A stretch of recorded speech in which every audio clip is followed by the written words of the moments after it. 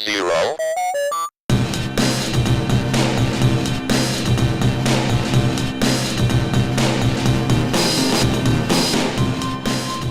It's Radio Zero with Rick and Rose. You can subscribe to this podcast on Apple, Google Podcasts, other streamers, radiozero.us. We're live streaming on Facebook on the Radio Zero page and Poster Children page, on Twitch at PCJCUSA, and on the Poster Children YouTube channel. You can patronize us at patreon.com/Radio Zero. Thanks to everybody who has been patronizing us. I just paid the web hosting bill. How often do you pay that? Once a year. Oh, cool. Well, I had to, yeah. So, wait. thank you very much, everyone. I'm doing the thing now. I can't find how to turn off the closed captions. Ugh. Never mind. All right. Yeah, Are you recording this? I hope so. Are you? Yeah, I'm ready. Are you ready? I'm okay, ready. let's get started. Okay. All right. Here we go. All right. Radio zero. That's funny. You know what upsets me? All right, so I've been looking forward all summer long. I've been thinking, I know like July 4th is the end of the summer. We haven't had a we didn't even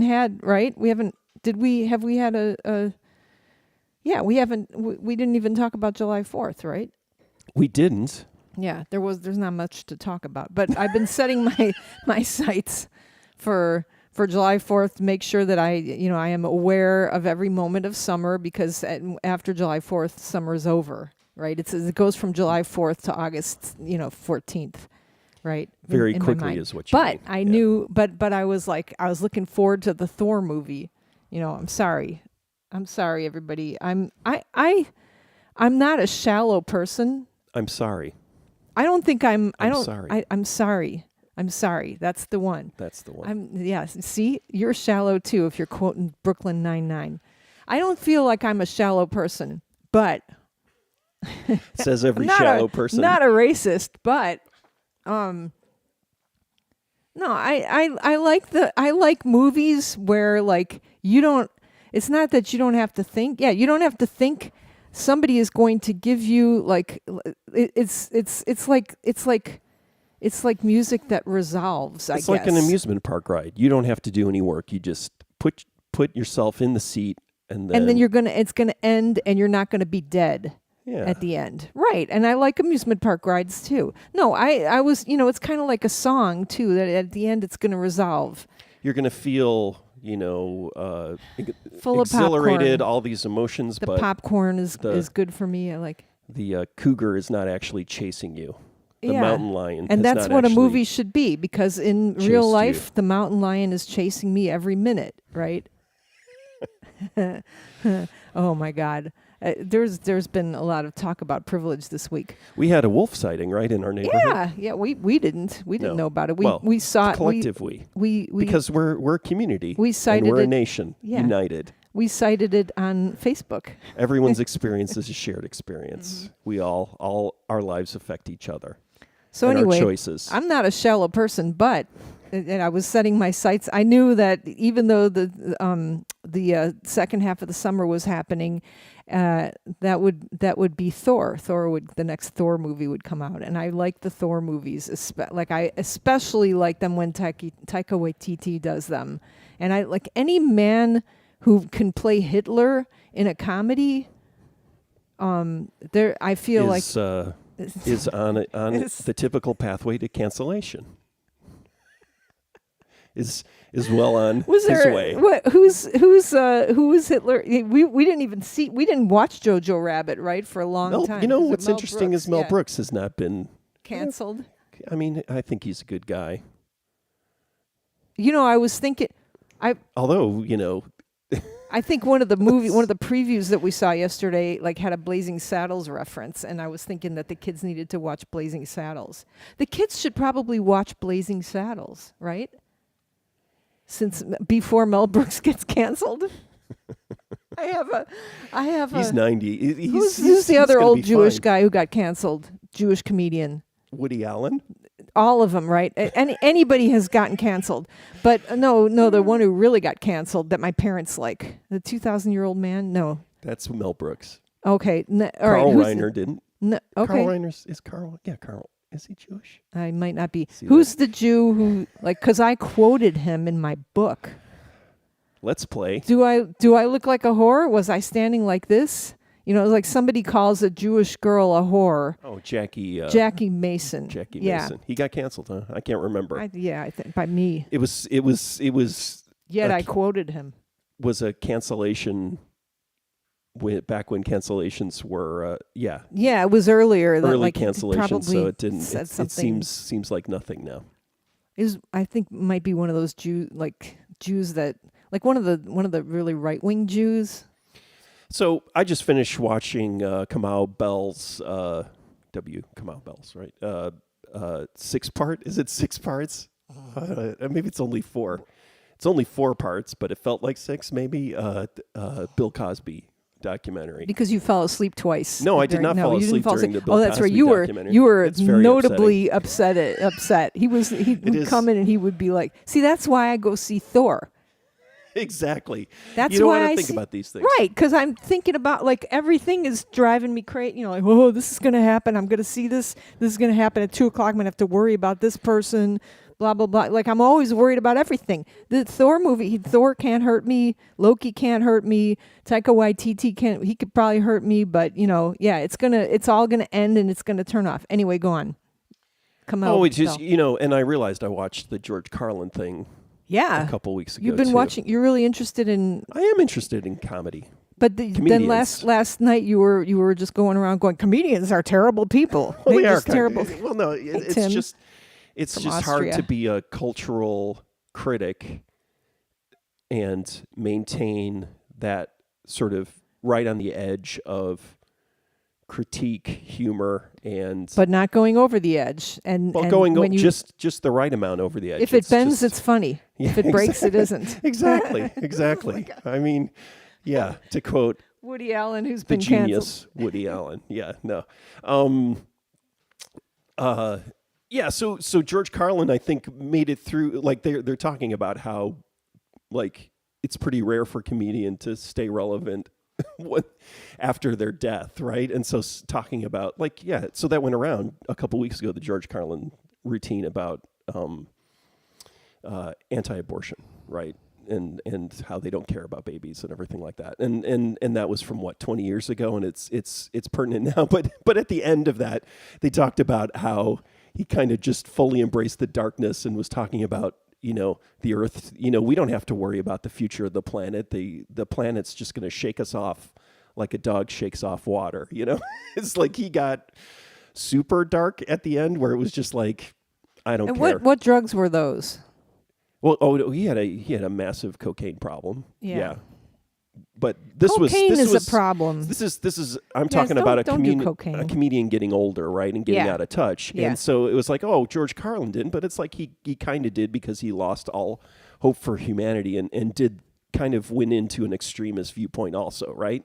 Yeah. Whereas, you watch Bill Cosby and it's like, oh, it's saying, and I'm trying to just do a generalist kind of thing, but I'm kind of trying to formulate an idea about how comedians, they're social critics. They're constantly, questioning society, and then they find ways of expressing it. And a lot of that is not necessarily, it's kind of like bands getting a hit song, right? It's a lot of times successful comedians just resonate with the moment, right? It's kind of a crossing of your sort of sensibilities, being smart enough to understand the culture and be part of the culture, right? And then all of a sudden your sort of unique take on the current culture is just enough to be different to make you popular, but not so different or counter-cultural to offend, right, mainstream culture. And to maintain that balancing act for 30, 40, or 50 years, right, as you become an old person, and doing it somewhat on instinct. So I do have a profound belief in, people who are culturally successful, right? like comedians, musicians, rock stars, whatever, pop stars, they've kind of stumbled into this. There's a lot of intelligence and cultural awareness, but then there's also a lot of right place at the right time, right? And so, Well, that's cultural awareness. yeah, part of it is, but part of it is also That your just being- sensibilities yeah. fit exactly right with the culture at the time, right? And I understand, me of all people understand there's machines, a machine behind that to make, mainstream culture. But the problem is that, if some, well, and you could say like what the Swedish pop producers, understand how to, scientifically engineer pop music, right?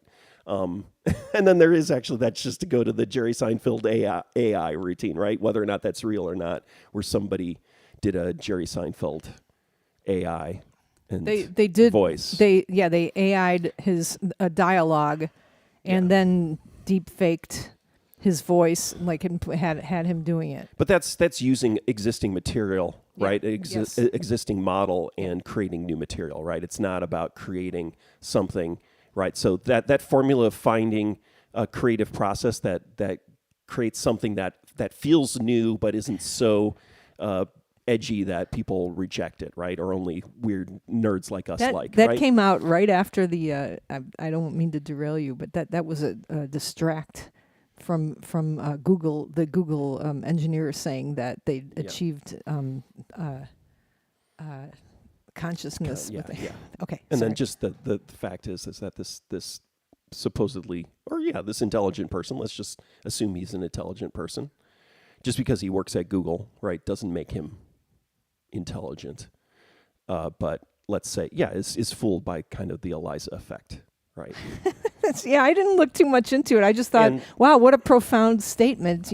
What is consciousness? And then the Turing. I listened to somebody talking about the Turing test, and and it's basically, well, the Turing test just tests whether or not, it doesn't actually test whether or not something's sentient. It tests whether or not It can fool a human. How easily fooled humans are. Yeah, right? yeah. And so one could argue that the Turing test is a lot less.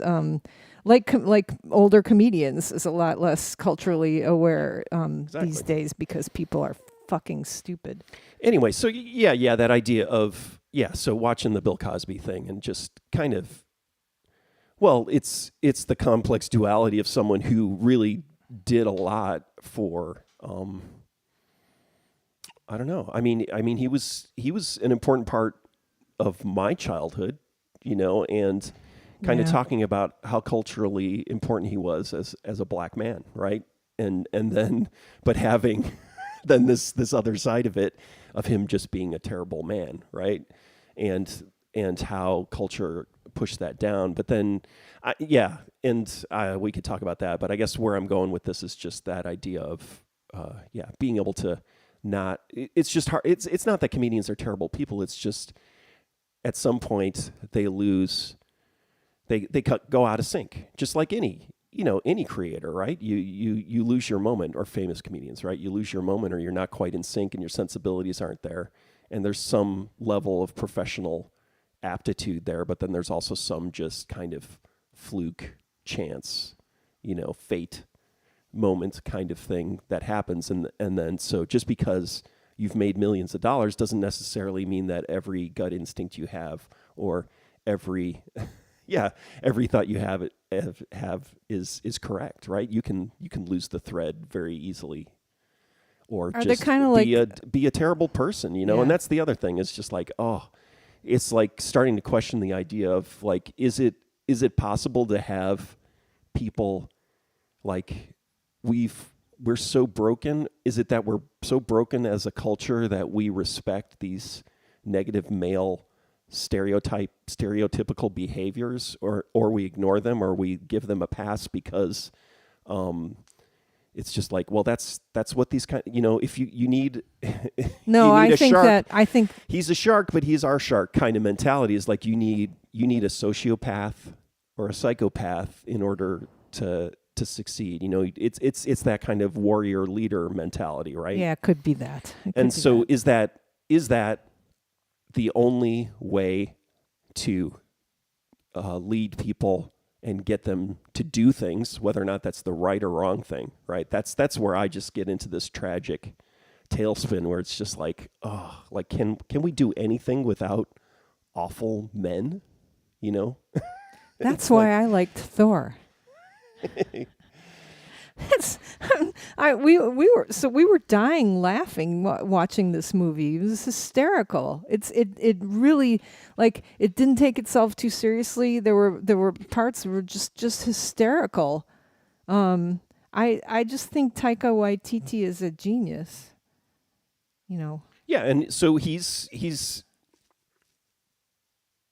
a comedian in some, yeah, he is. He's a comedian, but he's obviously branching out. Yeah.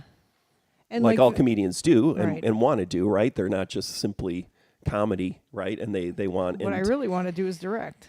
Well, he's a creative, right? And he's using his sensibilities, and his sensibilities are resonating with this current era, so it's fine. I mean, it's good. So far. Until he does something terrible. Well, no, I mean, it's just the way it is. It's just, and the problem is now is people are living longer, so it's entirely possible. But it's also possible, when we talk about Mel Brooks, and I'm sure somebody's going to come out with terrible Mel Brooks, but I don't know. He's done a good job, and he's made it to 90 without being considered, or at least having rumors of toxicity. So I don't know what that means, but it does mean that you can make it to 90 without being a complete monster, right? But is he gay? No. Is it easier for gay men to not be? I was married to Anne Bancroft for a long time, but it's possible. I know. Yeah, he's 90 in his 90s, so it's possible him and Carl Reiner were secret partners for their whole lives. All right. You heard it here first. Yeah. I'm finishing I indexed my book. So that was something like I looked up what it usually costs to index a book, and it's like between $500 and $800. So there's no way I was going to pay somebody else to do that. And so that was interesting. And so now I'm going through, and the instructions also said, please proofread it to make sure there are no mistakes. And so I was like, oh God, okay. So I kind of proofread it. I kind of glanced through it the first time. I was like, I'm not going to ever find a mistake. But then as I was indexing it, I found a mistake. I found a formatting error. I was like, ooh, there's the year says 200 dash. It should say 2009, 2009. I was like, ooh, there's an error. And then I looked, and they said, if you find, you're allowed to correct X number of errors. And after that, it's going to cost X amount of dollars for us to fix an error. We won't charge you for errors that we made. So I'm going through, and I'm like, now I have a huge list of errors. There's one error where, there's one where I think I may have argued with the copy editor, where it was the Detroit Riot Police, the story where we were in Detroit and we were opening for Smithereens, and Prong played before us, and Prong got shut down, and I had written that you had lobbed your guitar over the Detroit Riot Police's head. Yeah. And the next paragraph talks about how I learned that a crowd acts as one, But anyway, she changed it to the Detroit Riot Police's heads. And I was like, can you please change that back? It's supposed to be head.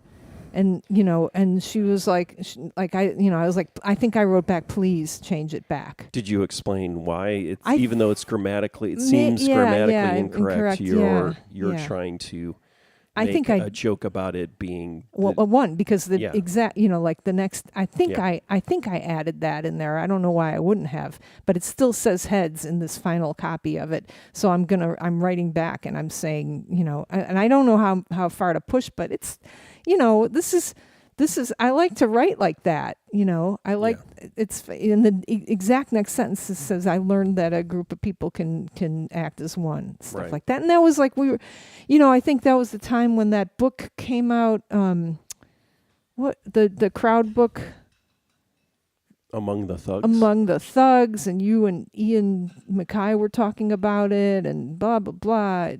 So I was thinking about all that. But anyway, I was I was reading this part about just another. I have indexed the word crapping because there's crapping everywhere. So we played again. I'm reading from my book now. Oh, we got a book reading. A book reading Wednesday, October 8th, your birthday. Pop-up book reading. Pop-up book reading. We played against the swinging neck breakers who are in this book like constantly. Do you remember that? I don't remember them. Swinging Nutbreakers, a retro rock band from New Jersey. We encountered them on the West Coast somewhere and also in Minneapolis back weeks ago. They are so New York, New Jersey, too. They have the accent and everything. They are funny, funny guys. We asked them how their tour had gone so far, and it sounded like it was kind of like ours. I asked them what they talked about in the van, and their T-shirt tour manager guy said they had a fight in the van about which would win in a fight, an alligator or a gorilla. Can you imagine a bunch of New Yorkers sitting in a van screaming at each other about whether or not a gorilla would maul an alligator? The last interesting discussion we had, I remember, was we talked about why it was good to eat dirt, blah, blah, blah. Since both our bands found common ground, why it was good to eat dirt and whether or not antibacterial soap was going to destroy our race as we know it by creating new strains of immune bacteria. That was before people talked about that all the time, So before it was cool. Yeah. Both our bands found common ground, though, of course, in the one topic that every band discusses through each day, and that is crapping. Oh, yeah, says Westy Neckbreaker. Where to do it, how it looked, the shape, smell, and what was in there before you did it. So the reason I'm reading that was just talking about, this is a segue, okay? Mm-hmm. My family's sending pictures of Wimbledon now. Leave that alone. Yeah. So Mike Markowski writes, that is a common question for New York, New Jersey in the 80s and 90s. So the reason I'm talking about that is just the different discussions that people have in different vans or in different families. Mm-hmm. And a wonderful coworker of ours has made a request that we talk about 4chan.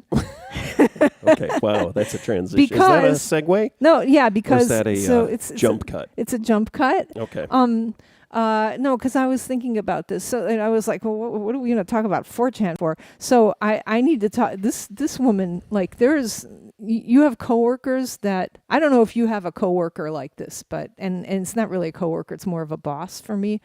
But this is somebody that I can. If you want me to talk about my coworker and boss, I will. Yeah. Oh, that's me. This is just a person that just always makes you feel safe. It's like a wonderful person. I just absolutely, and maybe I have like the sort of temperament where I just kind of respect all my bosses, and I feel like my job is just to make my boss look good most of the time. Although my actual boss would probably argue against that at this point, but bless her heart. But anyway, so Janet asks that can we talk about 4chan? And I guess in their family they had a discussion about causation versus correlation because all of the shooters were on all the Uvalde and the Highland Park, and all these shooters end up being on 4chan, I guess. And so since we, in our house, like 4chan comes up, like, I don't know, not very often, like, kind of as much as it comes up on NPR, probably. It's probably. So I was thinking, well, we never think about that. So how are we going to? And we haven't had that discussion. So well, I think that was the problem. Somebody was talking about who was, well, I guess they were an expert on. How do you be an expert on these kind of things? But they were saying the problem is that there are a lot of people on 4chan. So, and you can't. So that was more about reverse engineering, right? So it's like, that's the problem, is that you can't absolutely say, oh, if this person's on 4chan, they'll do this. But I think it is, and this was a question about YouTube a few years ago, and the New York Times did a pretty extensive article about how YouTube's algorithms, or should I say Google's algorithms, let's not give them a pass just because they operate under a false front called YouTube, they radicalize people, right? Or just push people to the extremes, and how kind of the addictive nature of controversial videos, does radical, especially young men. It was radicalizing young men. So the algorithm. So the question is does being a part of a community that dispenses of any type of regulation of thought? Yeah, sure. I think that does radicalize people.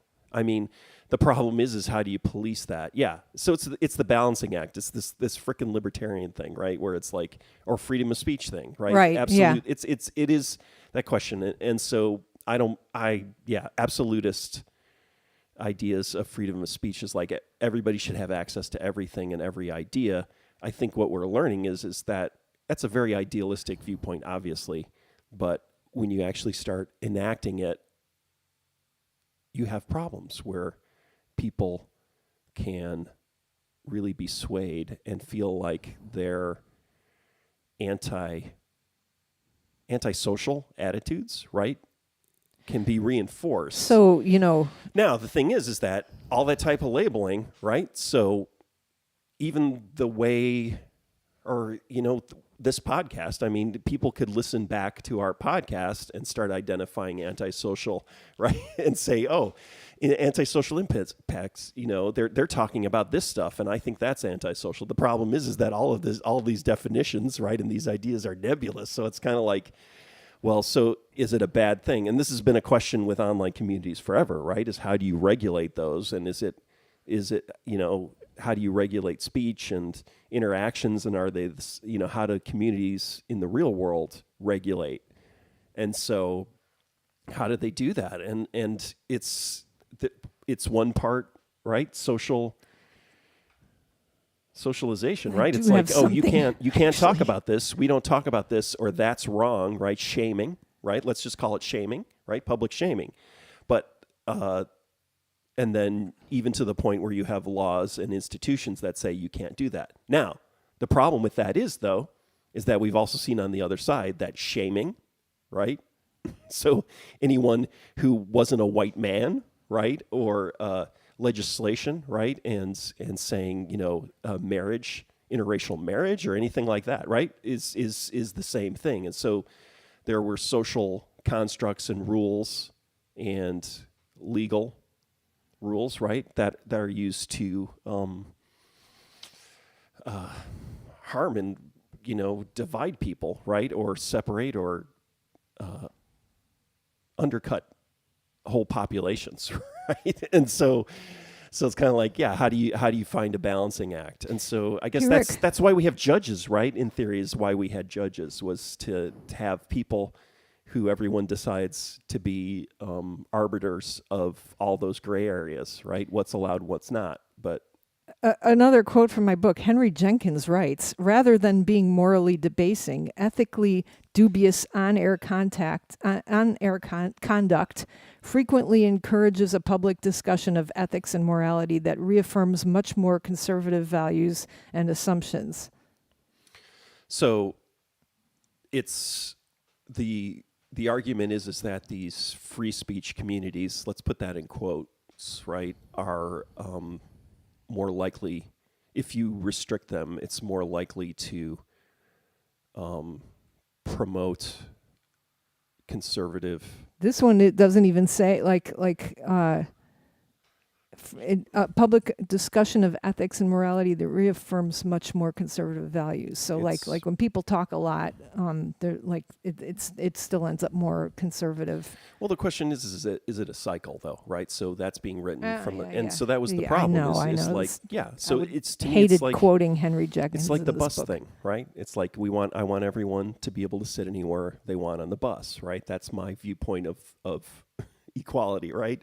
And now we've got a problem where we've got people who are on the bus who think they should grab the steering wheel and drive it off a cliff, and giving them the freedom to do that. That idea of freedom to everyone can cause problems, right? So it's I guess what we're doing is we're bouncing back and forth between these different ranges of what's allowed and what's not. Yeah. I mean, it's when you were talking, I was thinking, I would never go on 4chan, blah, blah, blah. And then I was thinking, while you were talking about that, I was like, oh, maybe like, people people like us have a duty to go on 4chan and like be, provide alternative ideas and guidance, although I don't think I could. I'm sure there are people who are the doing argument that. for the reason why the, kind of Trump's social network won't work is because these bomb throwers and these negative people thrive on someone to burn, right? You got to have a straw man to burn, right? And if on Twitter you have both sides or all sides, right? And the way you get attention is through conflict between those sides. If you have a exclusive social network, right, where everyone kind of agrees, or at least is in the same sphere of thought, it's going to be boring because they're just reinforcing each other, or it basically tears itself apart because you get into the little micro, sort of conflicts where it's like, well, I believe in this, but I believe in gun regulation, right? And then that person gets destroyed even though they're, politically or socially in the same general sphere as those other people. So where was I going with that though? So there's always been deviant behavior, right? Whatever that is, whether or not that's justified by the mainstream culture or because as time progresses, we change the bar about what deviance is, right? And discussions that aren't socially acceptable, that's always existed. It's easier for those conversations to happen now in places like 4chan. So then the question is well, what regulates, how do we regulate that? And then I think what it is the responsibility. And I think it goes back again to the way I was kind of brought up, which was, don't judge, right? And don't, if this person is saying this stuff, kind of be polite. Be polite. That's the hardest thing for me, is my whole life sort of, I was socialized to be polite, right? Which is also not, I'll be honest, it's not really a formula for success in a male-centric, or, kind of like what was considered in the 80s and 90s at least, or for most of Western culture, modern era, positive behaviors, which is, men who lead and change the world are not polite. And it's even that, polite women, what is it? Rarely, change the world or something like that. So I mean, that idea of politeness, and it's like, okay, that person's talking that way, but then, and I think that's the problem is like we do have to make sure that we're vocal about our beliefs when something's aberrant behavior. And it's very challenging because from what we've learned of our, basically our whole history, right, of our culture that we live in right now, is that those kind of judgmental proclamations, whatever you want, virtue signaling, whatever you want to call it, right, wind up biting you in the ass, or have usually been used to help reinforce the existing power, patriarchal white male power structure, right? So like what that guy said, Henry Jenkins said, right? You could say conservative ideals or whatever, but small c conservative, right? Just like basically the status quo and keeping things the way they are and keeping the power structure the way it is, right? And so, but I think it's important, it's important to be a model and to show other people who agree with you. But I am still terrified when I talk to somebody, and if that I'm going to upset them if I, say, Trump's a monster. They go, well, I voted for him. Am I a monster? And it's like, yes. And I could never do that, right? I could never go. That's why you married me. Yeah, exactly. It's like, I like that. Hey, here's Rose. Why don't you talk to Rose? No, but I think even you wouldn't do it. It's so that's the difficulty. Where are we going with this? I don't know. I think it is. causation versus I think there's causation and correlation, that they both happen. You got crazies on 4chan who are already crazy and they found their home, and then you got people who are who are brought there, who are radicalized. So they're I think it's both, because it's so huge. And I think about our kid, because like the 13-year-old, like just loves guns. He loves guns. He loves the mechanics of guns. He draws them. He plays shooter games on the internet and stuff. But he loves them so much. He like does reenactments of he was doing what was it, like simulations of mechanics of like firing guns and stuff too. And so this and he works really hard on this. He's like like a couple of years ago he was really into a Blender, right? He was like 11, and he's like doing like kind of a Blender genius. It's a 3D program and stuff. And so posting these things is, I would think, would be getting him fans that would bring him towards unsatisfactory venues on the internet, I would think. So Yeah, no, and I so mean, we kind of constantly we don't monitor him. We don't look to see what he's looking at, but we talk to him, and our older son. Well, I think that's part of it. I mean, you have open lines of communication in the family. Yeah. So like anytime he'll show something, like, here, look I saw this video, and it's like this video of like this dude like bashing his wife, like my wife, blah blah blah blah blah, or something like that. And I was like, oh my God, and then I was like, this is and like his poor little heart is breaking. What do you mean this is bad? This is just a person bashing their love or something like that. And I'm like, you don't understand. And he's like, no, it could be a woman bashing her husband, or it could be a man bashing his wife. It could be any sex. It doesn't have to just be the man doing it to the woman. And I was like, okay, I totally believe that he believes that. Like, I think he's like kind of past gender roles and stuff. But anybody older than him, Yeah, so that's something you have to deal with, is generational shifts. But I think you just have to trust that you're instilling values, right? And so the question is that, so I think the problem is kind of a failure in our culture to help. So the problem is everyone's on their own, right? It's basically everyone helps themselves. Every family has to help themselves. But if a family is broken or breaking, or is on the edge of, going bankrupt, right, or suffering through a divorce, then there's no guidance for have kids. A financial, it's like this is the kind of the same argument that's like, well, when that guy said, I still can't believe it, I got to find the recording of that.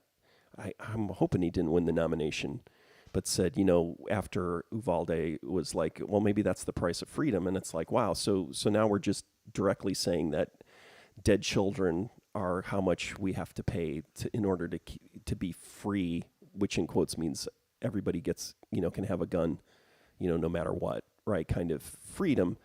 And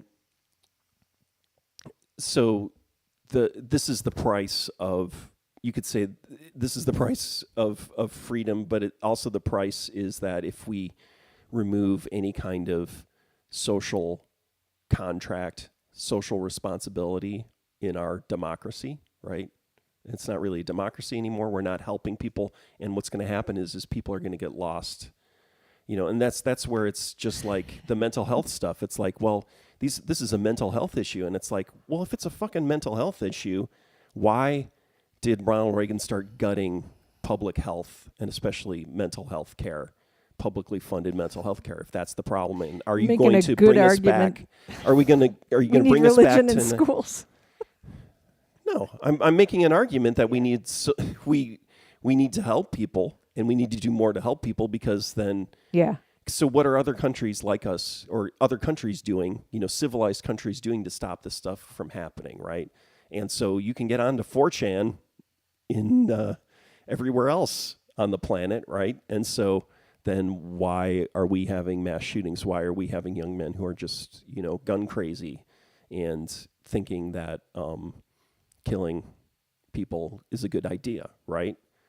Is it just simply like, oh, well, now we don't have wars anymore, so we can't send young men who are they just have an impulse to do this kind of stuff, and now we're not filling that space for them, so we should have more wars. You could argue that, but I don't think that's true. I think that's cultural, right? And so there's a cultural problem. And so what's the cultural problem? I think it's wealth and fame, right? Sarah Garibaldi chimes in here. We need trust in the government. Also, hello to Tina Nixon. And Sarah says that's why everyone wants guns. They think the day will come we will need to go to war with the government. So, with trust in the government, I know a lot of people who trust in the previous president, right? Can they be can we have another savior like that? Savior that people will just trust, like those type of people are just like, Biden's making my gas too expensive. Can we maneuver them into, can we brainwash them into trusting a good figure? Yeah. Sarah says we need government folks who are trustworthy. Yeah. But also, if you're looking for a national leader, I mean, what was her name? Marianne Williamson, the new agey woman. Oh, right. Yeah. Yeah. Who was, yeah.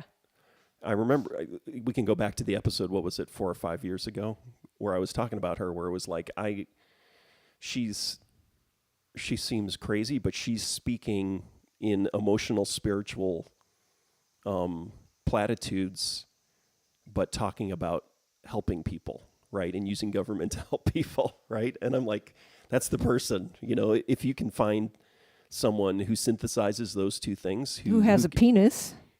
Maybe. It doesn't necessarily... No, I don't think that's true. That synthesizes those ideas, right? So that it's not... So obviously, if you want simply critical thinking to be, and the ability to see logical efforts made by the government, or a person who represents that, a logical thinker, then... And part of that's in denial of what Barack Obama was, right? So he was that person, no drama Obama, all of that, but he was also hugely idealistic and symbolic for people, and just gut, I'm going to vote for that guy, right? And so all the people who aren't the critical thinkers that you want to be, you want our populace to be, right? You still need to have someone who can do what you want, but also can provide that just sort of basic, sort of positive message, hopeful message, and then they need to be able to ramrod through basically all those ideas. Our friend via the government. Our friend Carl posted that today was election day in Japan, and here's a photo of the board posted in the local park of all the people running for election to parliament in Tokyo, and they're like a picture of 33 pictures, 33 people running, and just a list of all the different parties and stuff. Yeah. Well, we don't have a parliamentary system, so yeah. we've got a problem. But I don't think we're going to be able to go. Yeah, I don't know. Yeah, I don't know how we're going to fix it. Yeah, we've it was 150 years ago, right? But we've had new parties that in the course. Yeah, so that's the thing is, right? The Republican Party, the abolitionist party, what was 10 years from zero to presidency, right? And the division of the whole country, but in 10 years, and that happened in an era of, was it even telegraph, right? In the era of horses, right? And you were able to have a 10-year sort of reconfiguration of our system. So we'll see. I don't know, Do maybe you- it can happen. Do you follow any radical left, like, like 4chan? Do you have like I turn when I don't feel good, I turn on MSNBC. Yeah, no, I don't like MSNBC. I like what is it, Jacobin magazine? But I don't often read the articles. They just come by in my news feed, and the headlines are enough to make me go, oh yeah, that's right. Do you have any podcasts that you listen to? No. No. Yeah. All right. I'm probably poisoned by the New York Times also, but I try to take a somewhat questioning viewpoint of whatever I read in the New York Times. I do definitely, like that article about the right-wing Latina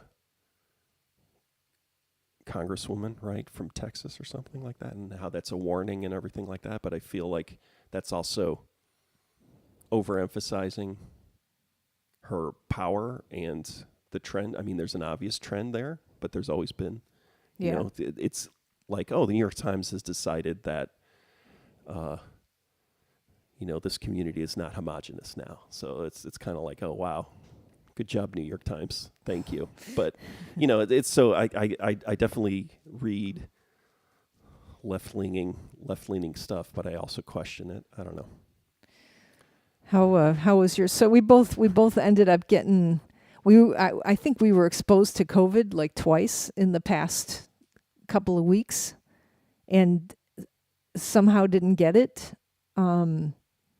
Or got it and didn't know it. I don't know. Like, the home, I don't think those home tests work at all. So no, anyway, you should, well, so that's the thing is that one time, what was it? It was a couple months ago. I think I talked about this, is that, the home test, but then I went and got a PCR test. You definitely don't rely on the home tests one way or the other. It's like use the home test and then get it for that day, and then, get the real test that takes 2 or 3 days to get back. Yeah. But anyway, so since we didn't get it, is that like you finally decided to get your booster? Well, I'm trying to balance. So this was the thing, is for me, it's timing, because that's third shot, whatever that is that the booster then? Yeah. So there were 2 shots, and then first booster knocked me out also. So second shot and then the first booster both really threw me for a loop. So for me, it's scheduling. It's like, oh, when can I burn days? And so there are all sorts of things happening where it's like, okay, I don't want to do it now. I can't do it here. They only have the shots on, Mondays and Thursdays. Oh, yeah, you got canceled once, right? Because the online thing allowed me to make an appointment, but I was already I had already canceled it because of this very thing, where it's like, oh, I'm going to go do something, or something's been scheduled and I don't think I should. Or no, it was because somebody had a positive. Yeah, this was in May or June, right? Yeah. Somebody had a positive. It's like, oh, I'm not going to get the booster just in case. Yeah, it was like I couldn't get my test results back, so I canceled my booster until I knew that I was testing negative. Because you're not supposed to get the booster. Are you supposed to get the booster if you test positive? You're not, right? Not at the same time, but why probably. Does it matter? Yeah, I don't know why. I don't know. Yeah. Anyways. Just probably because that's what I had in my mind. So I canceled it. Yeah, but then they probably because you don't want to be walking yeah. around with COVID and exposing the person who's giving you the shot to COVID. Yeah, right? that's true. Yeah. But where were we going with this? Oh, yeah. So for me, it was just like figuring out the timing, and then finally I was like, oh, I should do it now because we've got a show in next week. Yeah. And you don't so want to be like, sick for like. And so I got my shot, and then I do. This is typical, right? I do all my planning and everything like that, and it's like, okay, this is the day I'm going to get it. And then Rose is like, oh, I'm going to get a shot too, and it's like, oh, great. Well, no. So I'm planning like, oh, I'm going to be down a day, but then it's like, oh, I'm going to get sick too with you. It's like, oh, great. So I felt so bad about that. I was like, Rick told me not to get sick at the same time as him. Danny Ingram played a show last night, Not a Mask in Sight, Punk in the Time of COVID. Wow. Yeah. But so I felt so bad because I was going against your will, Well, so Matthew, that was it. Matthew, our friend Matthew tested positive, and he went to a show, right? It's like hadn't been to a show. Which Matthew? Matthew. Our drummer? No, Matthew. And he tested positive and went to a girl talk show, right? Oh. and hundreds or thousands of people without masks jumping around dancing for 2 hours, and he tested positive. Oh, right after that. Yeah. Oh, yeah. So it was God. like first show he went to in 2 years and got COVID, right? And so that's what's going on now, where it's just like, ugh. Well, that's like I didn't just frivolously go. I No, have I a know. list of all the different things that I have to do too, and it kind of coincides with Yeah. your list. So I was like, I want to get, and plus I'm going to visit my parents soon. So Yeah. it's just only a matter of time. So I was actually going to push it until before the August, semester, right, yeah. when the semester starts, so that I'm boosted right at the beginning of the semester when all hell's going to break loose, right? We're just all going to get it again, Yeah. basically, right? But But so we haven't had it, or we don't know if we've had it. And we I always like to talk about how we were sick that February, deathly ill. Like I was 2020. in 2020. I was in New York City, and I was puking my guts out, and I've never been so sick in my life. Our coworkers, we were all sick, and that it was like a month after like all our higher ups had come back from China, right? So, but anyway, so we had the original COVID. Before But it was so cool. like right, so did you so you didn't, you were like alarmed because you didn't get that sick this time. Yeah, I didn't feel that bad. But then yesterday, Mike Markowski was deathly ill in February 2022. Yeah. You got sick the evening you got your shot. like- I was fine, but then 24 hours later, I felt worn down. But I've been feeling worn. Yeah. I'm having a hard time differentiating. Is this long COVID or is it just I'm getting old, right? So for me, it's am I sick or am I old, right? Am I tired because there's something wrong with me, or am I old? So this is all, just it's a boohoo for me, but it's the worst possible time for for this kind of thing, because it's like, I might just be getting old, or I might be dying of something because I'm old and not knowing, right? It's basically that's a phase of life, right? That Well, you're going to go you see evolve the into. doctor, right? Well, yeah, I go to the doctor, but Yeah. every time, it's like, You tell him that you I'm feel fine. tired, yeah, I'm fine. The thing is that I'm fine, but you're tired. Yeah, but That's what the woman in Thor said, and she had cancer. so- right. But that's also what, every old person who spent the day, digging up the growth in their gravel driveway, says, Yeah, it's you not. got some good exercise yesterday Yeah. outside. I'm not talking about whether or not there's something wrong with you. I'm talking about the state of mind, the elderly state of mind, or the aging state of mind, getting into a new phase of life, which is like moving from I'm not sick because I'm young to my stomach hurts. Did I eat something, or do I have stomach cancer? And am I going to die, in 5 years, right? Yeah. It's a new evolution it's a progression in aging, right? And so it's just hitting that. And then on top of it, having a pandemic, and then having something called long COVID. And it's like, is this long COVID or is this long life, right? Yeah. Is it like, no, this is just the beginning of outliving the original life expectancy of a human animal, right? Tina it's like, Nixon says, think I'll be the only one at the psychedelic furs and X in double masks next week. Just had bronchitis, negative home COVID test. Doctor says she does not trust home tests at all. Yeah. Yeah. One way or the other, it's like if you do get a positive on a home test, then get at least a PCR test, which also is not 100% either. Right? Yeah. I mean, it was me stuffing a Q-tip up my nose in front of a person telling me, put it in there, but it was not professionally administered. I would say it was self-administered. Yeah. Like we're all on our own. I can't believe how sick that fucking booster made me. I mean, I can't believe how much pain I was in. Yeah. Like that, all the breast cancer treatments. I mean, I guess I was drugged up after the surgeries and stuff like that, but like nothing. And even like having a baby, like I don't remember I don't remember that much pain. It goes like, it was like I had the test at 3:00. Then, I did a little exercise. I went to capoeira class. So I don't know if you should not exercise after a shot or what, but like I did that. Like by 11:00 that night, I remember laying in bed. I was like, okay, here it comes. And like I was already feeling woozy before that. And 11:00, I felt like every cell of mine was on fire. Like I was burning. And then that lasted for like 3 or 4 hours, and then like I think I remember like texting the family WhatsApp, I'm peaking, like, or I was going to text it or something. I was like peaking at like 3 or 4 in the morning. I remember, and then the headache came on. It was like a terrible headache. And then like a couple hours later, like 4 or 5 hours later, I kind of needed to throw up.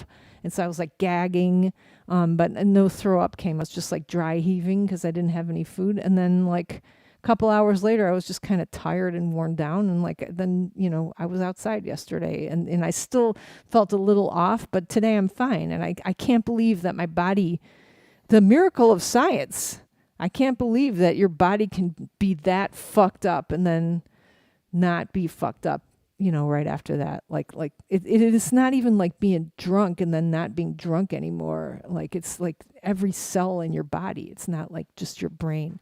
It's like being on acid, right? Like everything's like messed up for like hours and hours, and then you stop and then you're fine again. And this doesn't seem like something like that. It seems like a very physical, like every inch. I guess it's your skin, right? I guess it's just my skin, right? Tina is saying same.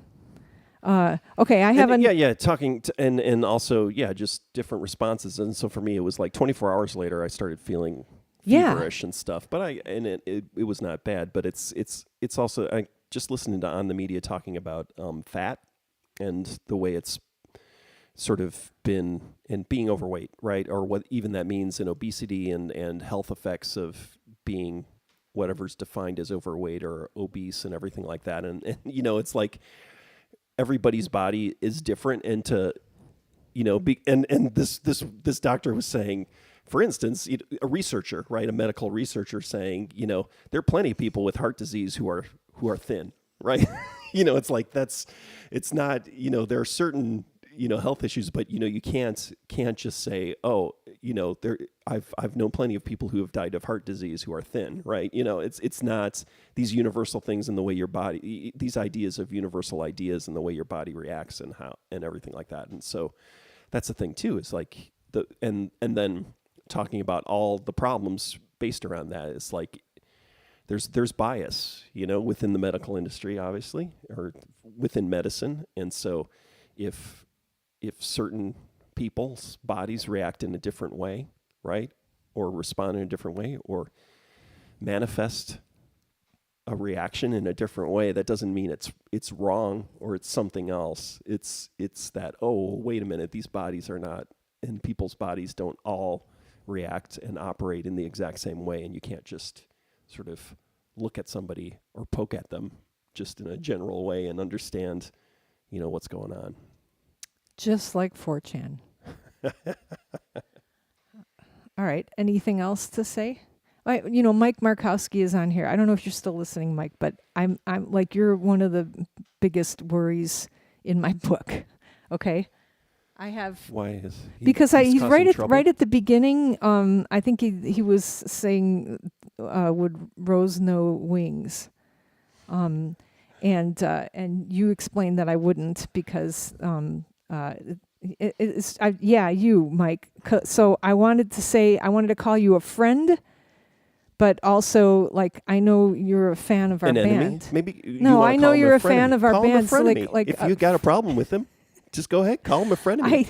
I didn't want to say a fan. How about a fan of me? Is he a fan of me? A fan of the band. I know, I wrote to the I mentioned it to the copy editor. I'm like, I want to say that he, because he's our friend, but we met you because you liked our band or something like that, and so she's like, well, what about writing a friend and devoted fan? And I was like, that's really presumptuous of me to say he's a devoted fan. So I wrestled with this for probably 6 hours already in my life. And so I'm kind of glad you're listening to this. And like I meant, like I've contacted some other people. Like I sent Ian Mackay everything I wrote about him, and then we had to have multiple discussions about how to fix it. And then I sent, Steve Albini, and Steve Albini just, pushed back and stuff. And I didn't send you. I haven't asked you yet what I could call you. So, and I'm not going to. I'm just going to leave it this way. But you can personal message me if friend and devoted, like you can call yourself something. Yeah, Danny Ingram says acolyte. It's going to make Mike feel bad that we're using him as a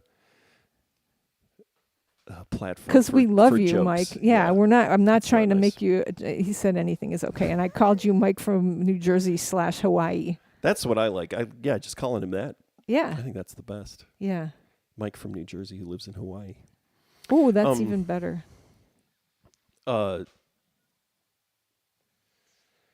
This reminds me, so that idea, so I think that's the other thing is definitions of friendship, all those kind of things. Those are gray areas too.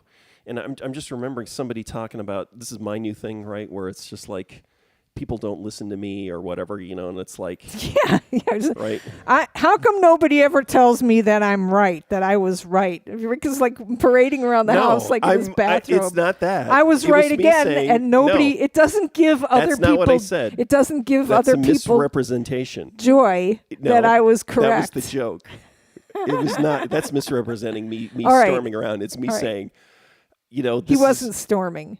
well, no, it's the joke is that, well, for some reason, it's like I tell people these things, they don't listen to me, and then I'm right, or I tell them, and then I'm right, and then they don't. I get no benefit out of being right and no joy from it, and they don't. I don't get any reward. Nobody thanks me, and it's like. That's what I was talking about. Thank you for being right, It's like, what's Rick. the point? No, it's the kind of point of like, being what's the point? There's never What is really it, Cassandra? Yeah, What- exactly. Are The you, Cassandra complex. And then, but no. I somebody else was kind of complaining Why about don't it. you- And I was like, why don't you I run wanted for to office? intervene. No, I wanted to intervene because nobody listens to me. I don't have what it takes. Exactly. For this Okay, all right. reason, So exactly. somebody intervened, or you intervened. What happened? No, I didn't interview. I wanted to interview somebody else who's kind of talking about the same thing, and I Who just was wanted it? to say, I just wanted to say, the reality is people don't listen to anybody. It's not personal. It's a very sort of selfish viewpoint where it's kind of like, very few people, just because maybe you listen and take to heart what other people say, whether or not that's positive or negative, and it haunts you for the rest of your life, or it's like stored. Yeah, he listens it's like to other stored people, in your but little nobody listens little to him. warehouse of pain diamonds that you just Pain diamonds. building. Yeah, your We little play with them in Tucson. your little your little pain diamond warehouse. No, in Los your, Angeles. in your heart. That's right? a Los Angeles band. Just because you do that doesn't mean everyone else Pain does it, right? diamonds. And everyone else, or they're ignoring it. It's like that's what they do with everyone. It's like everyone's in their own little world. And That's true. occasionally you break through or give the appearance of breaking through, or if you talk to someone and it's because it's helped. It helps reinforce their narrative, right? It's not that, and so it's understanding that it's not a personal thing, right? It's like why do you actually expect Other if you people start to looking listen to you. like the people, especially if it's like, oh, I want this. Why doesn't this person respect me or give me what I want from them, right? And it's like, well, because like look at them like a scientist or like a bug, under under a magnifying glass, and you'll see, oh, that's the way they interact with everyone, right? And it's not necessarily even It's not all about me, even though I'm always right. right. It's a subtle form of narcissism. It's the empathy. It's empathy narcissism. It's a miscalibration of the world, which is like, oh, if you spend a huge amount of time listening to people, absorbing what they say, taking it into account, remembering it, you're not normal. Or it's not that you're not normal. It's just everyone's not like that. Ooh, Danny Ingram here says, like you, I am doubly lucky to be a husband and father. See, get that? You're lucky to be a husband. Always expected to be right, but doomed never to have it acknowledged. I don't even know if there's an expectation of being right. Yeah, or yeah. Yeah, we don't expect him and to that's be the right. problem. Nobody I expects him to be honestly- right. I honestly, I mean, this is, I don't know, maybe it's a surprise, but yeah, no, I question almost everything I do. It's not that I assume I'm right. It's just I spend a huge amount of time overthinking things. So it's kind of like, oh, if I have an opinion or a path, it's probably because I've spent too much time thinking about it. I'll just say to your, But I also know that I can be wrong. But the problem is yeah, if you don't. I've never heard you be wrong. Well, I'll remember I that. guess you were right. Let me get Yeah, that little, I guess you're wrong right there. I'm going to edit that little tiny piece. I've and never heard you play that back the next time I need I've it. never heard you think you were wrong anyway. Okay, see. No, I've never heard you be wrong. Too You're always different. right. So to this end, we were re-listening. We were listening to the Flower Plower. What is it called? Proofs. Test remasters that Uncle Bob Weston did for us. Not a real uncle. And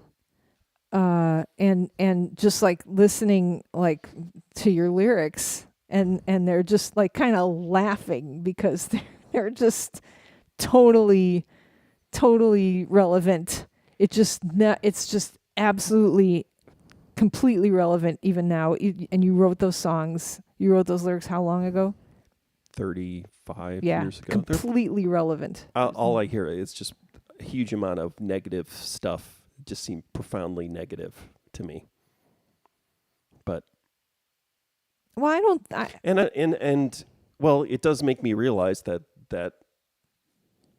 whatever. Yeah, it does. I don't think it's representative of. Yeah, there are definitely songs that are not representative of who I am now, but also I don't think representative of who I was then either. It's just like, oh, that is what it is. And so everything that people like lyricists or songwriters say, right, is true, where it's just like, oh, wow, yeah, this, even if it's heartfelt or something like that, it's not real, or there's fiction, there's a lot of fiction in there, or a lot of storytelling. Okay. And so but it's disturbing. I guess what's disturbing is to hear your own self saying those things and realizing, wow, that's not like, it's the weird reverse thing where the people identify the creator with the created product, right? You know what I mean? Like they put a persona on, like whatever voice the creator is singing in or talking in or speaking in, right? People start attributing that voice to that actual person, even if it's a character, right? Yeah, I mean, I'm probably guilty of doing that with Taika Waititi. And so for me, looking back, it's myself, and it's like, wow, that's not me. I don't think I was ever like that. Was I like that? Is like, oh no, I wasn't. It's like, why? Again, at least like you weren't in a band called Rape Man. Okay. Yeah, exactly. It's hard for me to separate because it's the same problem that I guess what it is it's the same problem people have when a musician they really like starts saying, or an artist they really like, right? Yeah, as it goes back, let's just do full circle, like a comedian, right? So that's basically what this Bill Cosby thing was about. Is this person had a profound effect on my life, and now I find out they're a terrible person, right? And that's really hard to deal with. It's that same idea where, except you're looking at yourself and you're going, wow, where is this guy coming from? Who is this person? Which lyrics are you talking about? The whole thing. I'm just like, Wow. oh, wow. I don't necessarily like this. The record starts out with the lyrics, I gotta get me a gun. Guns make everything right. The right is all we have left. The left is turning us red. Well, that specifically, I'm already in the process of like, Jesus, do we need to have like another gun song. An explanation on on the record that, okay, this was 35 years ago, and that's ironic. That's meant to be again, we've talked about the voice of the monster, right? It's like Do you speaking. want to do that? That might not be that might just be opening up a whole new can of worms. Maybe we could package it with a gun. My book and a gun. Like, actually, as I was indexing the book yesterday, like I have the word alcohol in there once and the word cocaine in there more than once. Wow. No, cocaine maybe is once, and then heroin is in there a bunch of times. And then I noticed the word gun appears in the book a bunch of times, but gun didn't appear in the index for some reason. And I was wondering, should I put guns in the index? Because gun appears twice. Like a gun was pulled on Fugazi. Oh, yeah. Yeah. I just derailed your whole thing. Sorry. No. There's nothing to derail. But it's just weird. Yeah. Yeah, The last time we did this with Daisy Chain Reaction, that was stuff. Most did of it have was from something- a year or two later. Yeah. And I did have Kentucky. I had an wrote epiphany where, like, the song "If You See K" is just super hostile, right? Kind of. Really? Yeah. I think it is. Yeah. Oh, I agree. And it's black and white, I would say. And after that, I had a realization that it's much. Well, this is not good either. This doesn't reflect me positively. It's much more funny to me or playful to me to create a dynamic where people think it's one thing, but it's not. It was my thing for a while where it was He's my star. So the misinterpretation that happened, this is going to sound pretentious, but the misinterpretation that happened with like Born in the USA and like Every Breath You Take, right? Those misinterpretations, those lyrics are angry or dark or challenging, right?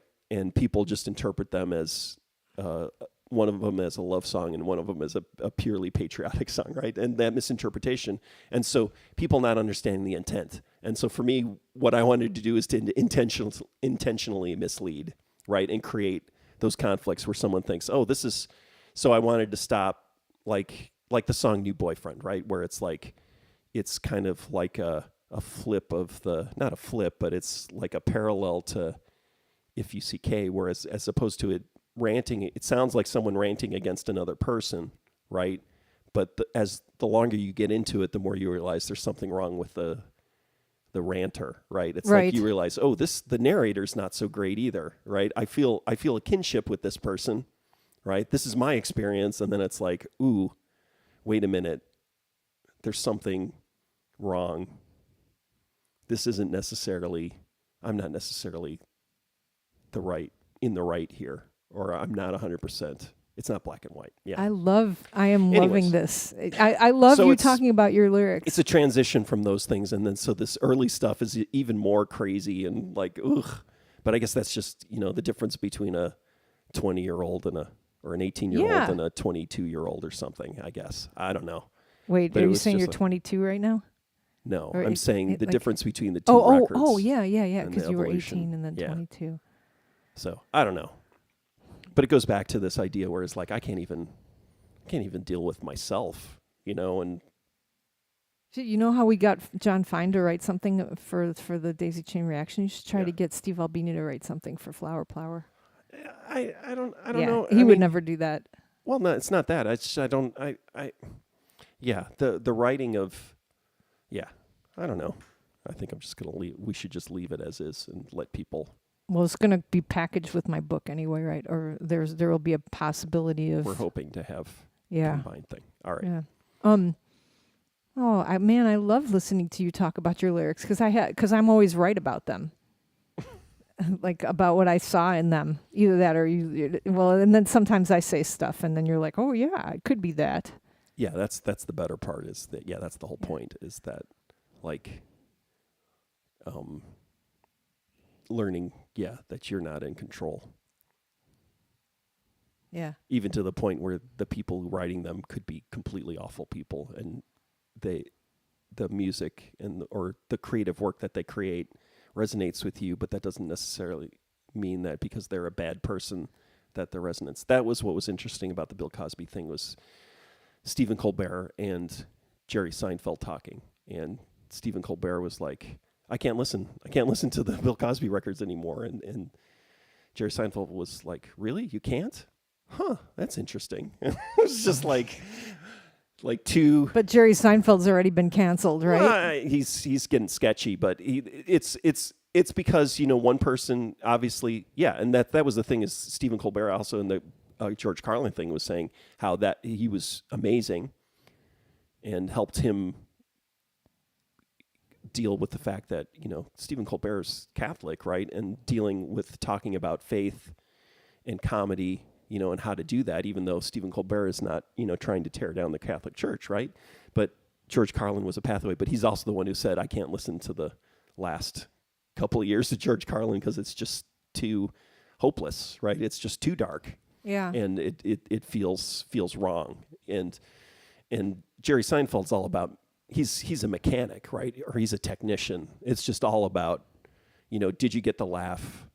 Nothing matters other than did you get the laugh? And I'm going to build this little machine that makes people laugh, right? And so listening to Bill Cosby as a technician, right? Of course. But if Bill Cosby resonated with you or a comedian, right, in some kind of emotional way, right? Or you're in touch with that emotionality of it, or it's a way of you filtering and understanding the world, right? It's not simply a craft, right?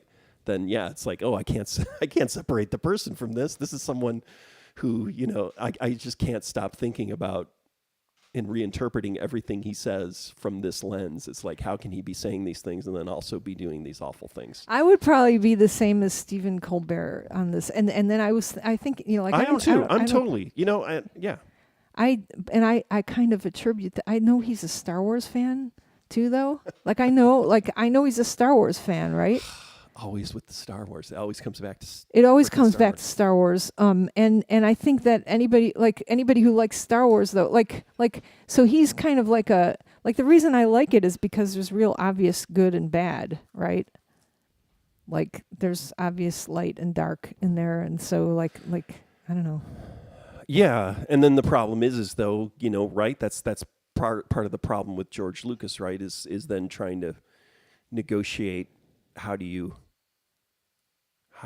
transition Anakin from being a good into pure evil, and how do you work that out, and then how do you work out with all the gray areas, right? Yeah. It all gets really difficult. We were on the way home from the Thor movie yesterday. We were watching, I think Taika Waititi interviewed on, I think it was Stephen Colbert, and I think you just asked him, "Are you going to ruin Star Wars?" And he was like, he made all these goofy faces. I was driving at the same time as trying to watch it and stuff like that. Of course he's going to ruin it. But he said something like, it's going to be the backstory of Jar Jar Binks or something like that. He was hysterical. Just taunting, Yeah. Trolling. And I'm trying to think about the Akira Kurosawa stuff I've been watching from this context. And the one, what is it, High and Low, thinking about that. And so it's very much about sort of corporations, evil kind of corporate groupthink and everything like that. And the guy has terrible things happen to him. He's kind of being punished for competing and wanting to achieve in this world, but he's also an idealist. Well, that sounds great. He wants to make good shoes. It sounds really ridiculous. And when you first watch it, you're just like, is this whole movie going to be about shoes? And it kind of is, but it's awesome. He has standards, right? It's about idealism, right? And then a bunch of terrible things happen to him, but it's also about how the culture is unfair, and why is he, in the house on the hill? It's also based on, I'm thinking of the other one, The Bad Sleep Well. See, I'm getting the Bad Sleep Well and High and Low mixed up. But in the end, this guy has terrible things happen to him, but because he does stick to his ideals in some way, right? He does survive at the end, even though there's in the end, good, or at least prevails. It's interesting. Yeah, it's trying to navigate how to deal with these complexities and these gray areas and these ideas of achievement and success, but then also idealism, and that's interesting. I had written about the book Election in my tour reports too, and I think that made it into the book. Just like I'm Danny Ingram likes High and Low. It's a good book. Or good film, sorry. Yeah. All I right. need to watch it again. Yeah, if you watch it, I'll watch it with you, please. I need to watch all the Kurosawa movies. The problem is with those foreign movies. Well, at least it's not a lot of And handheld. I'm speaking in the voice of the camera. monster now. Those foreign movies, you have to read them, so you can't do something else while you're watching them.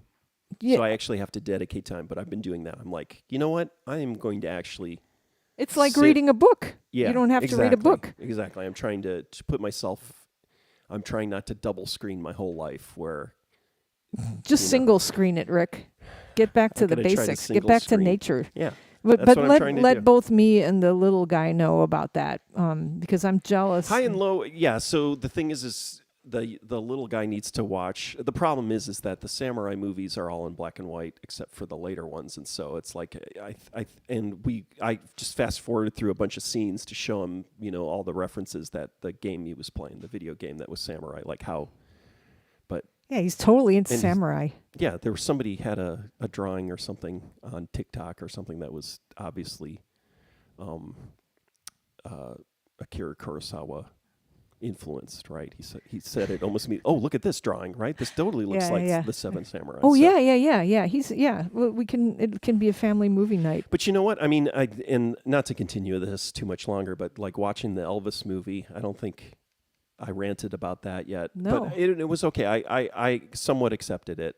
But the idea, I am really full on into not caring about or the inefficiency of feature-length films now, 2.5 hour films, right, to tell a story. It's like I'm totally understanding, all this talk about the Marvel movies destroying films, which I was kind of subtly referencing at the beginning when you were talking about Thor and talking about Martin Scorsese's, those aren't movies, they're, amusement park rides. Get to see Thor's butt. But it's like that idea of being able to tell a story. It's an interesting exercise, but it's similar to the short story or a short film, right?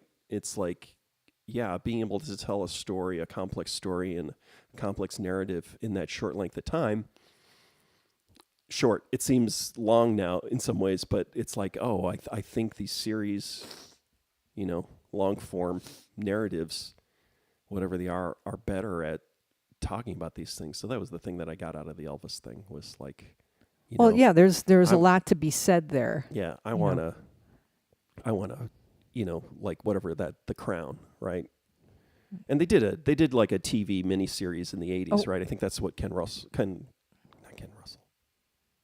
is who I'm thinking of in terms of the Elvis movie and the Thor movie.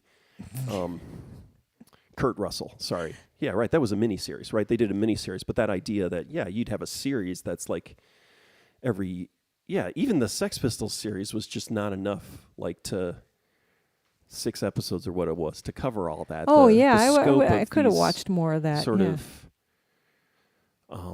Dickensian, just sprawling narratives and stories and characters. It's like I'm so glad, at least for another year or two, we're going to have these long form cinematic television series until the bottom falls out as it's falling out of streaming, the money. Danny says he's going to see Elvis in 20 minutes. His son is dragging the whole family and he's dreading it.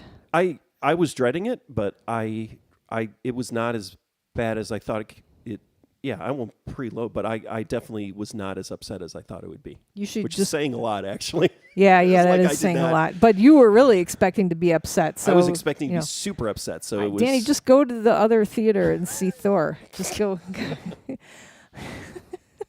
I'm not a shallow person. It was very no. I'm just want to like leave you guys with this. The Thor movie was very anti-God. At the end, a scientist makes it into the kingdom of heaven. This kind of elevates science as something that you should worship. And I think he has like a whole black. I'm just trying to figure out why, you would have a villain that makes everything black and white. for no other reason other than the reason that you would just want to have a black and white part in your movie, right? Mm-hmm. The 13-year-old's out here and he's saying no. He's nodding his head no. All right. I know it's a shadow realm, but man, it was beautiful. There were probably Kurosawa references. There was a reference to what is that man the rocket hitting the moon. There was a reference to that. We were dying laughing. I also think that there was a never mind. It's all right. Good. All right. A special bonus episode there. Mm-hmm. Bonus content. May the force be with you all.